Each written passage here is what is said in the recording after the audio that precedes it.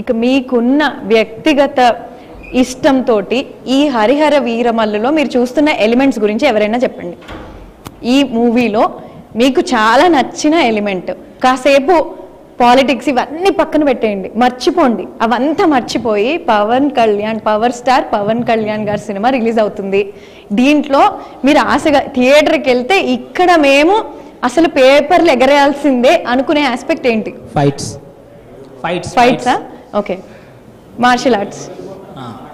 ఈ హరిహరి వీరమల్లు ఉంది కదా మూవీ, ఇందులో జానర్ ఏంటంటే లైక్ కోహినూరు మనది బ్రిటిష్ వాళ్ళు తీసుకున్నారు. ఇప్పుడు మన పవన్ కళ్యాణ్ అన్న అందులో యాక్ట్ చేస్తున్నారు కదా. సో అక్కడికి అదే బ్రిటిష్ వాళ్ళతో పోరాడి ఆ కోహినూరుని ఎలా తీసుకొస్తుంది ఆ ఫైట్స్. మళ్ళీ ఏమో అక్కడ పార్ట్ 1 స్పోర్ట్స్ వర్సెస్ స్పిరిట్స్ ఉంది. ఇక్కడ స్పోర్ట్స్ ఏంటి, స్పిరిట్స్ ఏంటి, అవన్నీ సో అలా ఉండాలని మేము ఎక్స్పెక్ట్ చేస్తున్నాం మూవీ మొత్తం. వండర్ఫుల్. ఇప్పుడు తను చెప్పిన ఒక పాయింట్ తీసుకుంటే స్వర్డ్ వర్సెస్ స్పిరిట్ అంటే మీరందరు అన్నట్టు ఆయన సోల్కి కనెక్ట్ అయ్యారు, ఆయన స్పిరిట్ మీకు చాలా నచ్చింది అన్నారు. ఇప్పుడు ప్రస్తుత పరిస్థితిలో ఆయన సోల్కి స్పిరిట్ యాడ్ అయింది, అవును కదా? మీరే మమేకం చేసేసారు వ్యక్తిని, ఆయన రియల్ జీవితాన్ని. సో ఈ స్పిరిట్ వర్సెస్ సోల్లో ఈ రెండు కలిసి ఉండడం, ఎప్పుడైనా ఈ రెండు కలిసి ఉండకపోతే మీరు జీర్ణించుకునేది ఎలా తీసుకుంటారు దాన్ని?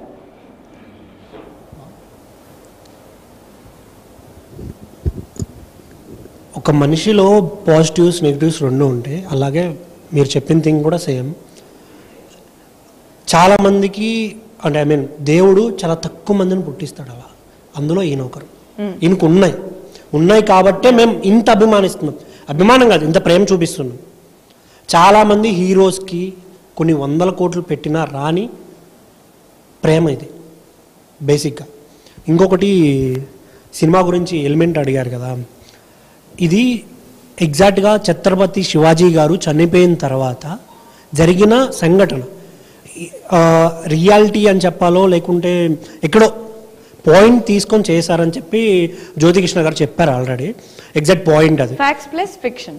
యా, కల్పితాలు ఉండొచ్చు, బట్ వాళ్ళు తీసుకున్న పాయింట్ ఏదైతే ఉందో అది రియాలిటీ, హిందూ ధర్మాన్ని కాపాడే రియాలిటీ. సో మేము దానికోసం వెయిట్ చేస్తాం. ఇక్కడున్న ఎవరైనా కావచ్చు. ఇప్పుడు మీ పవనిజంలో సనాతనం అనే కాదు కదా, అందరూ మిక్స్ ఉన్నారు ఇక్కడ.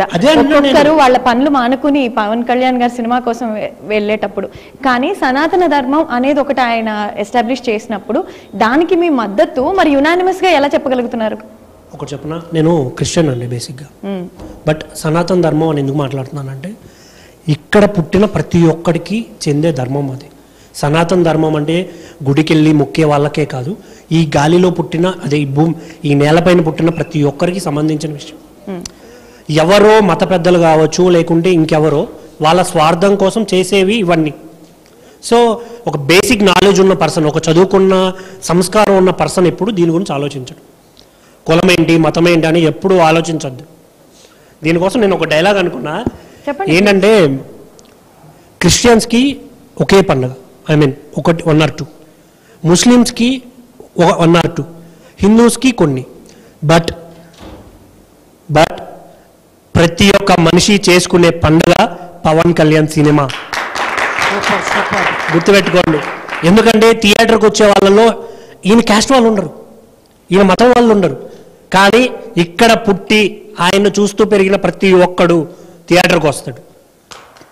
అదే చెప్తుంది కదా ఇప్పుడు ఆయన కూడా చెప్తాడండి, పవనిజంలో మతం లేదు కులం లేదు, మనమే ఉన్నాం, మనం అందరం కలిపితేనే పవనిజం అని.